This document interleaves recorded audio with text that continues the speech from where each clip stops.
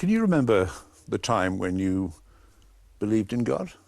I was confirmed in the Church of England at the age of about 13, and it lasted for about another 3 years after that, I suppose till I was about 16. How did you feel? Do you remember any of the sensations? You went to church, you participated in services? It was difficult not to, being sent to a sort of very middle-of-the-road Anglican set of schools. It was just accepted. Everybody got confirmed. Everybody was an Anglican. There were almost literally no exceptions. It just felt fairly normal. I think I began to have doubts a little bit earlier than that when I realized, I think my mother kind of pointed out to me, that there were lots of different religions and they couldn't all be right. And they'd be entirely arbitrary whether the one you happened to be brought up in was the right one. You didn't have any rapturous moments? I No. mean, because you didn't sort of go along and pray and sort of feel, gosh, I'm in tune with the Almighty. Actually, I kind of aspired to that. At the time when I was being prepared for confirmation, I used to kind of fantasize about getting visions and things like that, and would imagine myself stealing down to the chapel in the middle of the night and being visited by an angel and things like that. I don't know whether I really believed that that sort of thing ever happened, but there was a sort of brief moment, yes. Do you feel that you were indoctrinated by your own parents? Far from it. My parents never. School, no. I mean, the only approach to it came from school, because my parents were not religious and are not religious. But at school, I suppose it was accepted. There was never any doubt about it. I mean, God was there and Jesus was the Son of God and so on. I wouldn't call it indoctrination in the sinister sense that you might get at perhaps a Roman Catholic institution, or even worse, a madrasa. It wasn't indoctrination in that sense. The Anglican version of the virus is a fairly benign one, really. But what about, because you use the word indoctrination, you would use it, to characterise what goes on in all faith schools? No, because I think that some faith schools, religion is kind of there in the background, but it's not systematically pumped in the way that it obviously is in some of them. So I don't think we'd want to use the word faith schools in a kind of blanket damning way for all of them. But there are certainly some in which children are taught, this is your religion, this is what you believe, all other religions are wrong, and that, I think, does deserve the word indoctrination, and it certainly does happen in quite a lot of schools. I mean, you particularly hate the idea, don't you, of labelling children in the name of their faith. I've got a thing about that, because it's so sort of strange when you think about it, and people instantly get it when you point out that you would never talk about a postmodernist child or a Keynesian child. And yet it's exactly the same thing. I mean, the child of a Keynesian economics professor would not be called a Keynesian child. It would not be automatically assumed that the child had inherited the economic beliefs of his father. But yet in religion, that's the one place we almost all, buy into that. It's almost all of us accept. You see newspaper headlines about Catholic children and Protestant children in Northern Ireland, as though there is such a thing as a Catholic child or a Protestant child. But I wonder if one needs to get quite so worked up about it. I mean, if I talked about a Jewish child, for example, I'd simply be, it'd be a sort of like a shorthand way of referring to their parents. That's right. It's an interesting grey area, because similarly, you don't mind talking about a French child or a German child. Jewish child, I think, is a sort of intermediate case, because there is such a strong cultural identity there. And so many of my Jewish friends are atheists but still call themselves Jews. And you can kind of see why. It's a kind of loyal identification with an ancient tradition. I think I'd probably do it myself. And in a way, I think of myself as a sort of cultural Christian, cultural Anglican, in the same kind of way. But I do think it's important to make a distinction between that and what you actually believe. And when people talk about a Catholic child or a Protestant child in Northern Ireland, then I think it is presumption to think that this child, because it's called a Catholic child, believes that the Virgin Mary is whatever it is, the Queen of Heaven, and literally was assumed into heaven and died a virgin, that kind of thing. A child is too young to commit itself to that kind of. But you're very strong on this. I think that you've actually said at one time, unless you've been misquoted, that almost that it is worse than physical abuse. Well, I didn't quite say that. What I said was that teaching children that they'll roast in hell could under some circumstances be worse than physical abuse, in the sense that it might last longer. And in the same context, I quoted a woman who wrote to me from America, who as a child, at the age of 7, had been physically abused by her Roman Catholic priest. Nothing unusual there. But also, a friend of hers, also aged 7, had died, and she was told by the same priest that this friend had gone to hell because she was a Protestant. And my correspondent from America said that of these two kinds of abuse, the physical abuse was the less damaging than the mental abuse. The physical abuse by the priest she soon got over. It was just yucky. But that's a very hard case, isn't it, Richard? I mean, most people's experience of growing up, even if they grow up in Catholic families, if they grow up in Methodist families, is that they're told these stories, and don't children sort of believe and half believe and reject? I'm very curious about that. I'm very interested in the things that children believe and the things that they don't. I mean, when you think about it, as a child, you're fed all sorts of Grimm's and Hans Andersen fairy stories about sleeping beauties and frogs turning into princes, and you're also fed stories about God and about Father Christmas. And somehow children usually get off the ordinary magic spells of fairy tales, and they get off Father Christmas. They don't get off God. And there's something a bit different, and I don't quite understand what it is. Children do seem to have some capacity to filter what they're told and to work out, well, that's obviously not really true, but it's a good story. But and I wonder whether it's to do with the seriousness of the tone of voice that's adopted by the adult who's telling you about it. I mean, on the face of it, there should be really no difference between being told that Jesus turned water into wine and that a witch turned a frog into a prince. I mean, they're both impossible magic tricks. But on the one hand, we have no misgivings. I mean, the child is not literally going to believe that frogs turn into princes. On the other hand, we expect a child to believe that Jesus turned water into wine. Perhaps see, in my experience, I was brought up in a Christian Brothers school, very, very strict Catholic background. When I was a teenager there, all the boys were questioning the stories they were told. You know, how do you get to heaven, they'd asked. And I wonder if you sometimes rule out the possibility of this kind of questioning which children naturally do. Obviously I don't, because many people, just about all my friends, for example, have weaned themselves off it, and you have, and I have. Clearly, it very often happens. But equally, you can't deny that an awful lot of times it doesn't happen, and people go to their graves believing this stuff. And so it clearly is a persistent, and I would say pernicious influence on many people, if not all. See, the things that one of the things you're talking about are the stories that are told. Children are told stories about, you know, frogs and princes, these types of stories. But I mean, children love stories. I mean, those stories help them to understand the way the world works in many ways, don't they? What I would like to do, I think, is to see some research done, some psychological research on childhood development and the influence of fairy stories, what it is that somehow manages to differentiate frogs turning into princes from water turning into wine. There does seem to be a difference, and I'm not sure what it is, and I'm wondering whether it's the seriousness of the tone of voice in which you're told it. But there are moral lessons contained in many of these fairy stories, aren't they? They are ones in which people, Cinderella or something like that, is the story of someone who really is rather sad and neglected and put upon, who eventually triumphs.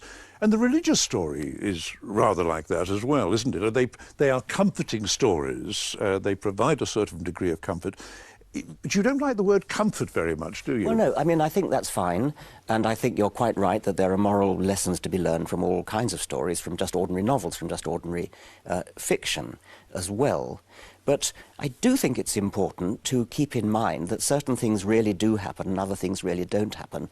It's not trivial whether Jesus walked on water, and whether, because, I mean, you and I don't believe that, but a lot of people do. Nobody who's an adult believes that frogs turn into princes.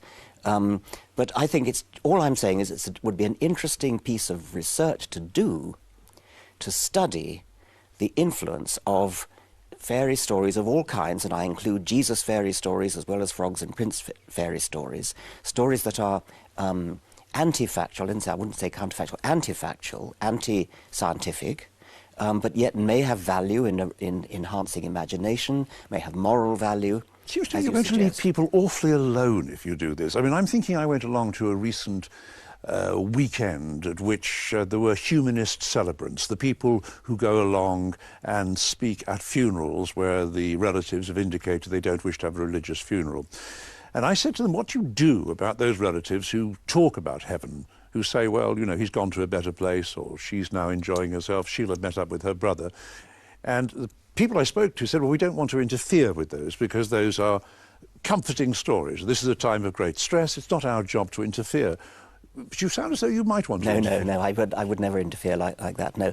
I mean, I'm very happy to let people, if I meet a dying person, I wouldn't go out of my way to disillusion them out of that. But no, I mean, I don't want to hurt people's feelings or anything like that. I do care about what's true, and if somebody wants to have an argument with me about what's true, that's one argument we can have, and it doesn't move me if somebody says it isn't important what's true. And I've even met people who say, well, who cares what's true? I mean, what matters is what's good for the human condition, or what comforts people, or what provides a good poetic metaphor for something or other. I mean, I'm all for poetic metaphors and things, but I'm also interested in what's true. And let's separate these things out and make it quite clear, okay, just for the next half hour we're talking about what's true, and now we can talk about comfort or whatever you like, but let's confuse the two. But yet you see recently, again, I see reports that you were produced a rather hostile reaction to the comedian Peter Kay's announcement that he believed in religion because he found it comforting. No. That was a rather unfortunate episode, actually. I never heard of Peter Kay, and somebody just phoned me up, and instead of saying, sorry, I know nothing about that, put the phone down, I said, well, who is Peter Kay? And they said, well, he said something about what matters is being comforted or something like that. Yes, something along those lines. And so I said what I just said to you. Well, I think that what really matters is what's true.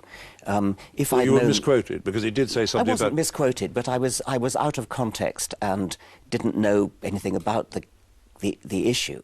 Now, I can understand your reaction against fundamentalism because it excludes other non-religious forms of thought, especially in schools. But your own Anglican education didn't seem intolerable to you. Yet you seem as though you still want to bring your attack to bear upon those who are given a religious education, even though it might have the liberality manifested by your own religious education. No, I think that.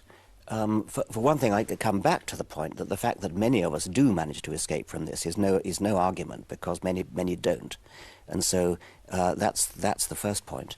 I think that the next point is that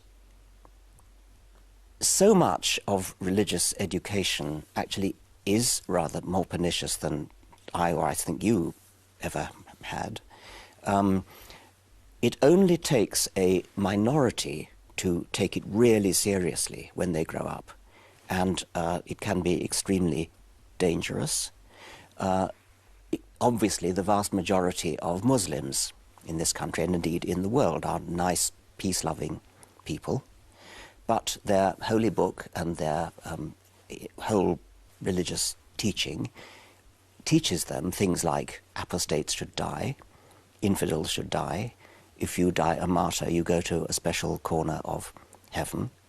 But you know that most of them don't believe that. I know that most of them don't believe that. But that's no defence, because it doesn't take most of them in order for horrible things, suicide bombings and things, to happen. You only need a minority to say, I really believe this stuff. What you're saying is, we needn't worry because most people don't take their religion seriously. Well, I'm glad they don't take their religion seriously, but it only takes a minority to take their religion seriously, and the majority who go along with religious education and people like you, if I may say so, who say, well, there's no harm in it because most people don't believe it. You are making the world safe for the minority who really do believe what they're taught. Well, because when you attack moderates, then you say that really moderates do create the circumstances under which fundamentalism can exist. Is that a reasonable paraphrase? Yes, that's right. Yes. But don't you risk, by doing that, alienating the moderates? Because you could have moderates on your side against fundamentalists. But if, in fact, you are attacking the moderates for opening the door to fundamentalism, you lose them. It's a very difficult problem, and I'm constantly trying to balance this. It's a very difficult juggling act. Do you try to get the moderates on your side or do you try to say you're making the world safe for the fundamentalists? And from day to day, I vary. I wish the moderates would come out a bit more. I mean, I would love to hear moderate Muslims, for example, who instead of carefully and quietly getting on with their lives in an inoffensive way, which of course most of them do, why don't they stand up and condemn the fundamentalists? And the reason, one possible reason, is that in order to do so, they would have to disavow aspects of their own faith. I mean, they are taught the Quran is the literal word of God. So in a way, the fundamentalists are the true ones who are really following the faith. They're the ones who actually take it seriously. So what we're asking the moderates to do is to say, I don't take my faith seriously, and nor should you. It's a difficult thing to ask them to say. But you say that you wobble on this, that yes. you are uncertain, that you go from day to day. I mean, you quite enjoy spending time with, I'm thinking of a moderate like the Bishop of Oxford, for example, with whom you get on really rather well. Yes. I mean, here's a moderate Anglican you get on well with. You don't yes, you don't suggest that he opened the way for fundamentalist evangelical Christians. He's a delightful man, and so is the Archbishop of Canterbury, and so is every bishop I think I've ever met. And in this particular case, I've collaborated with the ex-Bishop of Oxford, Richard Harris, I think on a couple of occasions, over this infamous school in the north of England at Gateshead, which teaches fundamentalist Christianity, the world is only 6,000 years old and things like that. He and other bishops are as outraged by that as I am. And there is an absolutely textbook case where cooperation with moderate Christians entirely makes sense. And that's what I do, so yes. I mean, institutional religion, because this is, to me, sometimes your concern with how moderates might be allowing the fundamentalists to get in, perhaps directs the attack against institutional religion. But you have spoken about faith schools, or about, say, the role of religion in the British Constitution, in the British state. I mean, I would have thought it's those areas. We've just had a report from, for example, from Ireland on sexual abuse and the way in which the state and the bishops there hushed this up. These seem to me to be immediate and present dangers that one should be firing at. Absolutely, yeah. You'd agree with that? Absolutely, yeah. Because there's a certain sense in which if you... I want to argue about this, because if you presumably would be very much strongly in favour of doing something about disestablishing the Church of England in this country. You'd be wanting to take the bishops out of the House of Lords. You'd be wanting to end the close association between the Church of England and the British Constitution. Yes, I think I would. I mean, it's my only hesitation. You detect a hesitation in my voice. My only hesitation is when you think of the alternative, and I mean, as I said, the Anglican version of the virus is a very benign one. It's a bit like the metaphor of vaccination. You give a weakened dose of the strain as a vaccination against the really virulent one. So I occasionally wonder whether a decent moderate church is a kind of defence against the howling hordes of... So you wouldn't prefer to have a situation such as in the States, such as in the United States, where religion is kept separate from... I would actually, yes. I mean, I said I was hesitating, but when the chips are down, I would prefer to see no bishops in the House of Lords. I mean, worst of all is when people use the fact that the Anglican Church has some kind of privilege to say, oh, we want those privileges too. If we have Anglican bishops in the House of Lords, why shouldn't we have Roman Catholic bishops too? Why shouldn't we have mullahs and imams in the House of Lords? I mean, that's the worst of all possible worlds. But there's not so let's get rid of all of them. But when you do hear people say, oh, look, religion should be taken away from the state, it should be no part of it. Let's adopt the American example. But peculiarly enough, if you go to America, where in fact there isn't any state sponsorship or state legitimation of religion, it's a highly religious country. Exactly. I mean, it may not be that peculiar, and it's been often suggested that it's the very reason. Because religion is separated from the state in America, religion has become free enterprise and has become, these vast mega churches with preachers doing a kind of pop rock star act, and with bands and dancing girls and adventure playgrounds for the old age pensioners and things like that, all in the same building, and mega churches vying with each other for not only congregations, but the vast amounts of tax-free money that comes flowing in from these people. In a way, the established church in Britain is a kind of immunization against that, because in Britain religion is just boring. At least Christian religion is just boring. But how is it? How is it in the States? Well, you'd have thought there are more and more people going through higher education, more and more people, we might say, who are becoming increasingly literate and sophisticated.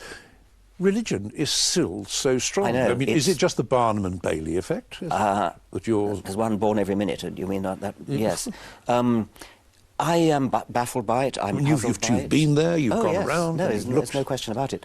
I don't know what your sense is. Mine is that America is almost splitting into two species. I mean, there's the sort of the educated ones who don't take any part of this, and then there's a kind of the Sarah Palin tendency, which actively resents intelligence, education, and feels looked down upon, rightly one might say, but it translates itself into a kind of political movement of resentment. And I think that fundamentalist Protestant religion, at least, tends to flourish under that kind of group paranoia. Now, what we've seen is that the death of religion, widely forecast, but it hasn't occurred. Now, I'm interested in the way this fits in with memes. And can we just talk a little bit about this? This is the idea you introduced some time ago as a sort of complementary cultural feature to genes. Now, what exactly did you mean by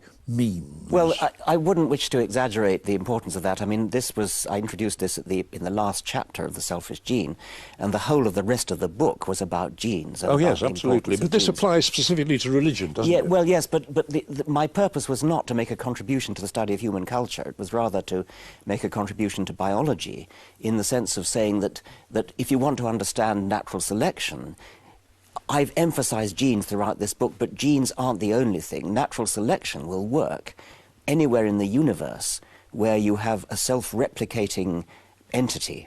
And a gene, as a bit of DNA, is the most obvious example of that. But maybe there are others, and I just threw out the idea of a meme as a way to illustrate this. But what you meant by a meme was an idea, a set of ideas, wasn't it? I mean, religion might be... Well, the important thing is that it must, like a gene, be copied with perfect accuracy, or almost perfect accuracy. But you could, in the same way that you could have species, animals with maladaptive features, which then died out, to put it very crisply. So in the same way, there were certain cultural ideas of which religion was one, yes, which also could be expected to die out when it no longer served any adaptive functions. I don't think the biological analogy is helping in this case, because the idea of a meme, if it's analogous to a gene, would not be a whole religion. It would be a particular idea in a supernatural being, yes, which is defined in such a narrow way that it could be said that when it passes from one brain to another, it passes unaltered. And so it would have to be a much smaller thing than a religion. It might be the idea that you survive your own death, or something of that sort, or the idea that Mary was a virgin for the whole of her life. These would be examples of things which could pass from brain to brain to brain to brain without being changed on the way. And so a religion would be a meme complex. It would be a whole kind of ecosystem of memes. Well, let's come into another angle then. But haven't you indicated at times that religion could be seen as something which once had adaptational functions? It provided something that was needed for people at a particular time, but now no longer did that. And I seem to remember that it somehow had persisted. It had persisted, even though it no longer worked. I think your analogy was with a moth, the idea that there was a time when it certainly made sense for moths to be oriented towards light sources, but moths that flew into candle flames. That's right. The idea of the analogy is that before humans had artificial light sources, before there were electric light and candles, the only light sources at night were celestial. Yeah. So the religion was simply was like a perverse form which had gone lingering on. Yes, I mean, I would stand by that, but I wouldn't wish to go along with you in using it as a sort of that the benefit was for humanity or something. It would have been that individuals in our ancestral past benefited from not religion per se, but from psychological predispositions which could manifest themselves in the form of religion. And the analogy with the insect is that the predisposition is the rule of thumb that's built into the insect's head, which says maintain a fixed angle to a light source, which works when all light comes from infinity, which it does if it's celestial objects, but no longer works in the case of candle flames. So the analogy there would be something like obey authority, believe your parents when whatever they tell you.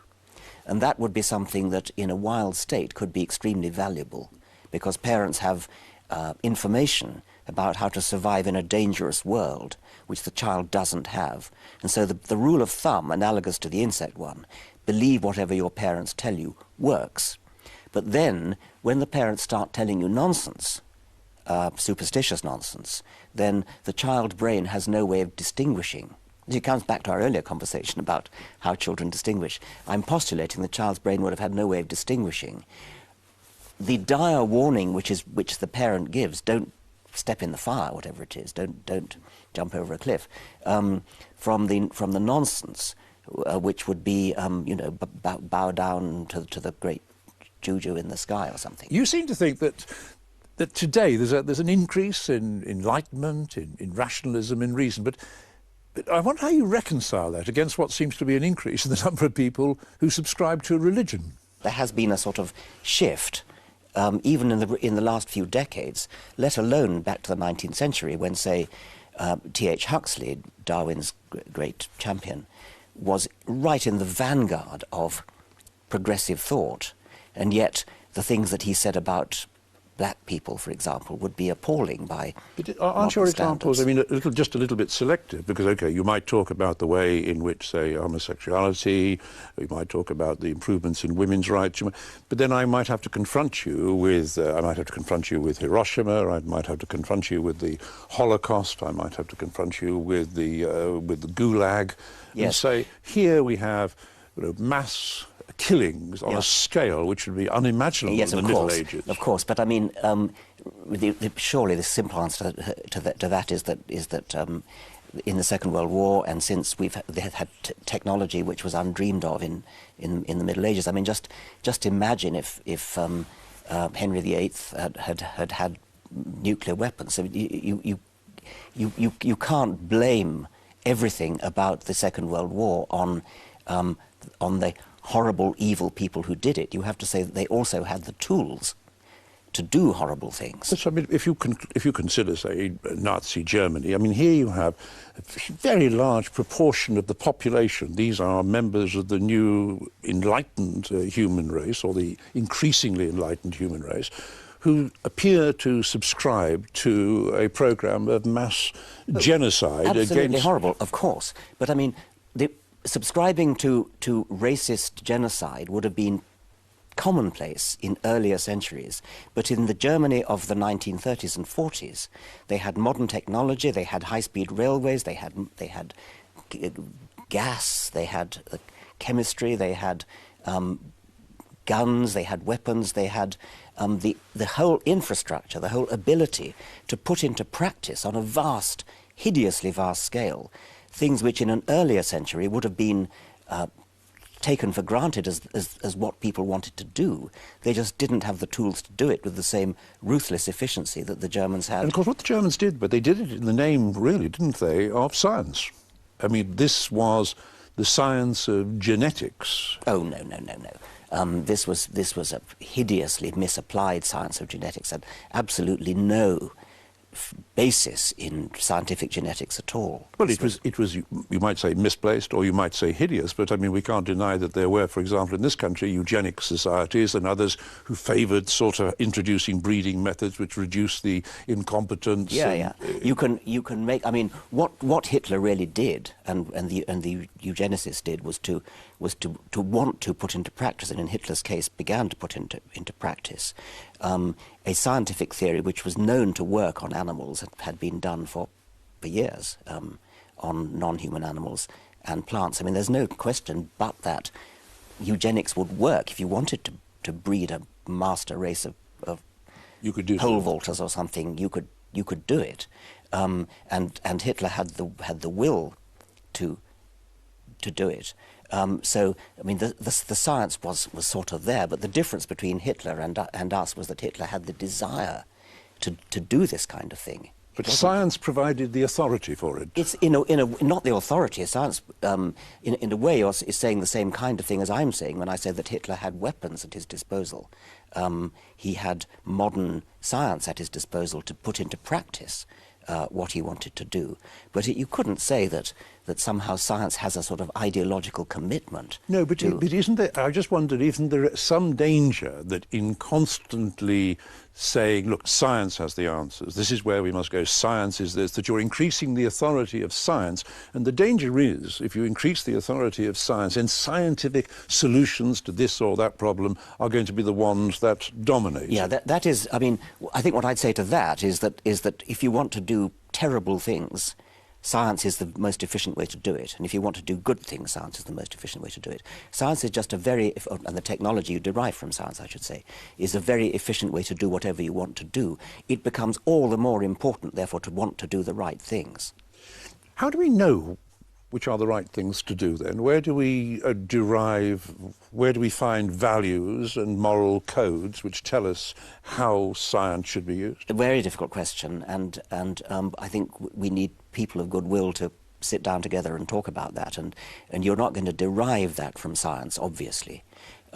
You might derive from science a kind of toolkit for thinking clearly about it. I mean, if you look at how moral philosophers go about their business, it's not quite science, but it's sort of like science. It's a way of setting out your arguments, looking for inconsistencies, looking for things that don't quite match up together. And so science might help you in deciding what's right and wrong by clearing your mind of fuddlement. So if you're dealing with a moral issue like abortion or something, science might help you to make a distinction between fetuses that are too young to feel be sentient, or yes. that kind of thing, and it might help us to rid ourselves of a kind of absolutist morality where we say something like, human life is sacred, nothing more to be said, that's that. A scientific way of looking at morals might say, well, hang on a minute, some sentient beings can feel pain and others are not sentient, so they can't feel pain. What about the difference between a human embryo that's too young to feel pain and a fully grown chimpanzee, which has obviously the capability to feel pain, not just pain but emotional? But these are complex arguments that I can remember a survey in which parents were asked why they taught their religion to children, or why they wanted their children to go to religious school. And over again they said, well, they must know the difference between right and wrong. Now, Christianity, I mean, other religions, all religions, obviously have moral codes right at their heart, at their core. And let's just take the Christian one for a moment, love thy neighbour as thyself. You know, very sort of simple, straightforward injunction to get on with your fellow human beings, to extend love to them. Presumably you'd have no objection to that. No, I mean, that morality. Presumably you wouldn't for a moment suggest that is a Christian. I mean, that's an almost universal injunction. That I suppose it can be found elsewhere, but it is a central core of Christian religion. Of course, it can be found elsewhere. It can also be derived from sensible, moral, philosophical. But if we agree, it's rather a good sentiment, does it matter where it comes from? No, we can say it's a good sentiment, but why complicate matters by saying it comes from a particular holy book, when in order to get it from that holy book, you've got to cherry-pick your way through the holy book, removing all sorts of unpleasant things, and just pick out this one. So on your cherry-picking way, as you pick out the Sermon on the Mount and say, this is a nice thing, we're going to use that, you've then got to answer, well, then why don't we pick out all the other bits that are horrible? And the answer is because we have a decent, liberal consensus about what is moral that doesn't come from religion. We can retrospectively fit it back to religion if we want to. We can go back to the Bible or whatever your holy book is and say, we'll have that verse, because that fits in with our moral code. That verse doesn't, so we'll scrap that. Why bother to go back to the holy book? Why not just stick with your moral code, which you've got from somewhere else? You've attacked religions which claim to be an explanatory system, but surely not all religions do set themselves up like that. They're more interested in exploring, in where we're all going, well, the meaning of life, if you like. When you use a phrase like meaning of life, I think that in many ways science does actually tell you about the meaning of life, but that you would say is the explanatory domain. And I have a hard time, I mean, we all make our own meanings of life when we think about what our purposes is, what makes us feel good, what makes us feel bad, what we want to achieve, our relationship with loved ones, and so on. The good life, philosophers have worried about that for a long time, and there's no reason why we shouldn't think about such questions in a non-religious way. There are religions who don't, as you say, make any aspiration to explain things, but provide a sort of code for living. So you'd go easier on those. I mean, you wouldn't. Well, I'm all for codes for living, and it only seems to me to deserve the name of a religion when it starts to encroach upon the territory of talking about supernatural beings and that kind of thing, where it does become a matter of fact.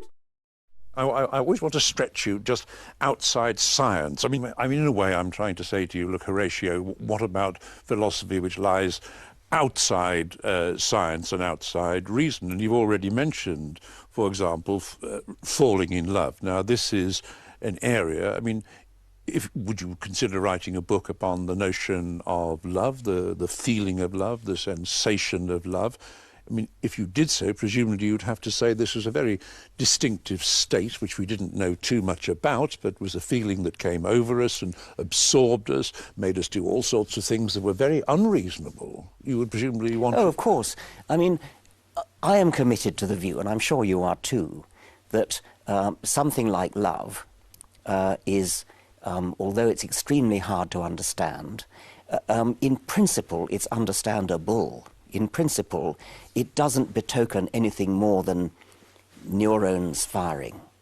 But when you've said that, you haven't said very much. It doesn't feel like exactly, neurons. That's the point. Yeah. When you've said it's no more than neurons firing, you haven't said anything, because, of course, when you're actually in love, you're not aware. I mean, when you're seeing the colour red, when you're feeling pain, when you're in a hot bath or something, you can know intellectually that what you're getting, what your brain is getting, is nerve impulses from your body. But I mean, it doesn't in any way lessen the intensity of the feeling, whether it's a rather ordinary feeling like feeling warm, or an intense feeling like being in love, or like weeping at a Beethoven quartet. By that token, don't you feel that going round telling people that really that they can't believe in God or they must give up their belief in God is a bit like telling people to stop being in love? Not at all. It's totally different. When you talk about believing in God, you are making a commitment to a supernatural being who exists, who really exists. You can't get away from that. Well, to a supernatural entity. I mean, not a man in the sky. Yes, I mean, religious people... Entity, not a man in the sky. Something supernatural, something beyond science. Now, I fully accept there's an awful lot that science doesn't understand, maybe never will understand, and love may be among those things. But it's never going to be, if we ever do get understanding of it, it is not going to turn out to be the particular view of a Bronze Age goat herd, which is what we're being asked to accept as the alternative. There will be deep profundities. Sorry, that's a tautology. in our understanding of not only love but all sorts of other things, the deep emotions that we feel with music, with poetry. But for goodness sake, don't let's get people get away with saying, oh, therefore that proves there's something supernatural. But what did they all say? I mean, you cry when you listen to Schubert, I think? Yes. What are you crying about? An intense internal feeling, which is no doubt very similar to the feeling that a religious person gets. You could call it spiritual. You could call it transcendent, all sorts of these words that people use that don't mean anything. It is a very, very What do you mean? intense... Sorry, what do you mean? What do you mean they don't mean anything? Well, they don't mean that there's something beyond the reality of science. It is all neurons. It's all neurons. But it's neurons deployed in a very, very complicated way. Nerve impulses deployed in a very, very complicated way. We may never understand how that gives rise to such deep emotion that you cry, but we are not saying, and we should not be saying, oh, therefore that means there's a God. No, all right, but we might say that here is a sensation, here is a feeling which to some extent is inexplicable. I can't explain. Yeah. I have to use words like transcendence, Yes, don't I? it is, well, at very least unexplained and possibly inexplicable. But if it becomes explicable, then it is highly unlikely to be explicable by the kind of Mickey Mouse theories which we get from things like the I'm Bible. at your dinner table. I mean, here I am. And I say to you, I have religious experiences. I have a sort of sense of the ways in which I am one with the world, or the world is this, or I have some sort of pantheistic notion that there's a connection between the rocks and the waves and the mountains and the crags, and that I'm somehow rolled round by cosmic forces. And if somebody says that to you, you might say, are you going to say, well, that's not quite the same as the experience I get when I'm listening to Schubert? That's a little bit towards the religious side of things. No, So I go along with everything you're just happy said. with that type Absolutely, of experience? Yeah. You see, I think that many people who are... You see, I have a feeling among the people who find your proselytization on behalf of science and reason to exclude too much. Oh, come as though people feel part of my experience isn't being allowed in. It's not you see, getting a voice. it's just a confusion of language. I get all those senses of looking at the stars and the sea and the oneness with nature and all those sorts of things. I get them very strongly. What infuriates me is the jump from that to saying, oh, therefore there's something supernatural. That's all I'm talking about. Let's just use language precisely. There are these deep feelings. The feelings that you and I get as atheists will be exactly as strong as the feelings that religious people get. But you and I have the sense not to graft onto it a supernatural word. That's all. That's the only difference. We get the same intensity of feeling. Now, you've had to face up to many attacks, but I imagine that you must get a great deal of consolation from people who come up to you and almost follow your analogy, that you provided them with a way to come out and, not to come out as gay, but to come out as atheist. Yes. One of the things we're running is a thing called the Out campaign, which is partly come out, but it's stand out. You using the word out in this way. We don't out people like the gay. Some of the more militant gay people did. We encourage consciousness raising to the extent that people may want to out themselves, to encourage the feeling of liberation that you get when you come out from under all this baggage of centuries of superstition and realize what a wonderful place the world is and how even more wonderful it becomes when you understand it. You realize, don't you, that because in recent years you've devoted so much of your time to arguing the case against religion, that your obituaries are probably going to overlook your contributions to science, your development of the count of the phenotype, for example. You're happy about that?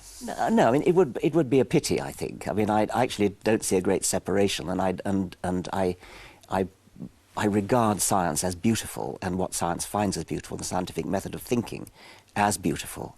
And what I really want to do is to open people's eyes to the elegance and the beauty of the world as seen through scientific eyes. And if religion is a casualty of that, so much the better.